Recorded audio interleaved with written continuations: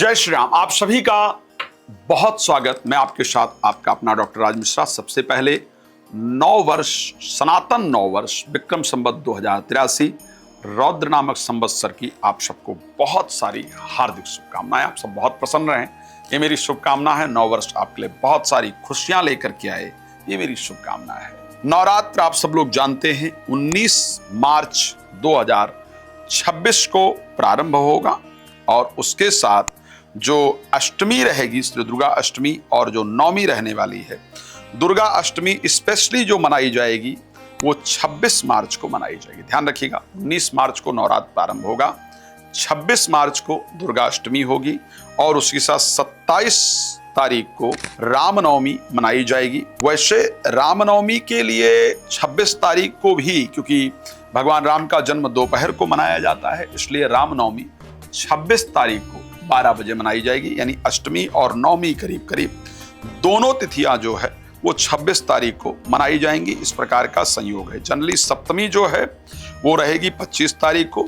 26 तारीख को दुर्गा अष्टमी और रामनवमी मनाने की जो प्रक्रिया है वो दोनों होगी। अष्टमी और नवमी दोनों जो है वो 26 तारीख को मनाई जाएगी। इस प्रकार की परिस्थिति रहेगी क्योंकि 26 तारीख को भगवान राम का जो जन्म हुआ है वो दोपहर के समय हुआ है, ऐसा कहा जाता है। और 26 तारीख को अगर देखा जाए तो 11:49 तक, क्योंकि अष्टमी रहेगी और 11:49 के बाद नवमी तिथि प्रारंभ हो जाएगी और अगले दिन नवमी तिथि 10:08 पर समाप्त हो रही है। इसलिए 26 तारीख को ही भगवान राम का जो जन्मोत्सव है वो मनाया जाएगा। रामनवमी भी 26 तारीख को ही मनाई जाएगी। ये हम सब लोगों को ध्यान रखना चाहिए। जो नवरात्र व्रत का पारण नवमी में करते हैं वो 27 तारीख को करेंगे। इस प्रकार की परिस्थिति रहेगी। ये नवरात्र अपने आप में बहुत खास है, इसको ध्यान रखिएगा। कारण क्या है इस नवरात्र के खास होने का? एक तो इस वर्ष के राजा बृहस्पति होंगे जो कि धर्म के प्रबल कारक हैं। इस वर्ष के मंत्री मंगल होंगे जो ऊर्जा के प्रबल कारक हैं। इस नवरात्र का प्रारंभ सर्वार्थ सिद्धि योग के साथ हो रहा है। ये अपने आप में एक बहुत यूनिक है, बहुत अच्छे फल को प्रदान करने वाला है।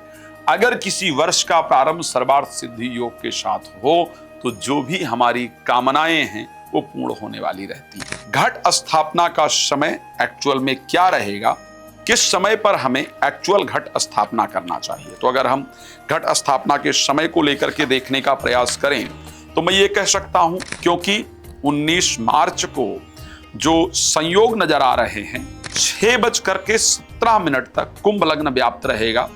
4:50 से सुबह लेकर के और 6:17 तक कुंभ लग्न व्याप्त रहेगा। इस लग्न में घट स्थापना बहुत फायदेमंद होगा।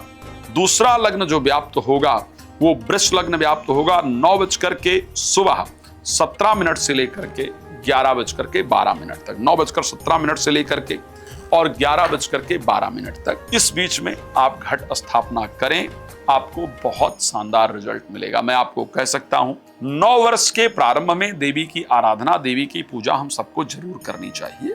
अगर आप देश या विदेश कहीं भी रहते हैं, संस्था में मैं स्पेशली आपके लिए 9 दिन तक स्वयं बैठ करके यज्ञ करूंगा। मैं स्वयं 9 दिन तक बैठ करके आपके लिए दुर्गा जी की आराधना प्रतिदिन करूंगा और उसके बाद आपको दुर्गा जी का आशीर्वाद स्वरूप प्रसाद भी जरूर भेजा जाएगा। अगर आप में से कोई चाहते हैं कि जी हमारे लिए घर में नवरात्रि पूजन कर पाना पॉसिबल नहीं है क्योंकि अपने काम में व्यस्त रहते हैं या ऑफिस इत्यादि में बिजी रहते हैं या घर का माहौल ऐसा नहीं है, लेकिन आपकी इच्छा है कि साहब हमारे लिए दुर्गा जी का पूजन किया जाए, दुर्गा जी का आशीर्वाद प्रारंभ होगी, वर्ष प्रारंभ है तो हमारा पूरा वर्ष अच्छा रहे, तो उसके लिए कृपया अपने और अपने परिवार का नाम और जो भी आपकी कामना है उसको लिख करके भेज दीजिएगा। 9 दिन तक श्रद्धा पूर्वक आपके लिए, आप मेरे परिवार हैं और शास्त्र में नियम है कि गुरु किसी के लिए प्रार्थना कर सकता है, तो मैं आपके लिए स्वयं प्रार्थना करूंगा। मैं 9 दिन तक स्वयं श्री रामचरितमानस का पाठ करता हूं, इसलिए आप देखते हैं मैं अनेक जगह रामायण को लेकर के बुलाया भी जाता हूं। मैं राम कथा इत्यादि, भागवत कथा इत्यादि स्वयं करता हूं, लेकिन 9 दिन तक दुर्गा जी की आराधना, श्री रामचरितमानस का पाठ हमारे द्वारा किया जाएगा। फिर रामनवमी को सुंदर भगवान के जन्मोत्सव कार्यक्रम को किया जाएगा। हनुमान जी के जन्मोत्सव पर आप लोग जानते हैं भव्य कार्यक्रम का हम लोग आयोजन करते हैं, वो किया जाएगा। यदि आप इसमें अपना कोई भी सहयोग देना चाहते हैं, अपने परिवार का नाम देना चाहते हैं, तो प्लीज आप उसको दे सकते हैं। हम आपके लिए जरूर प्रार्थना करेंगे। भगवान आपको प्रसन्न रखें, आपका 9 वर्ष बहुत सुखमय हो, ये मेरी शुभकामना आप सभी के लिए। धन्यवाद। जय श्री राम।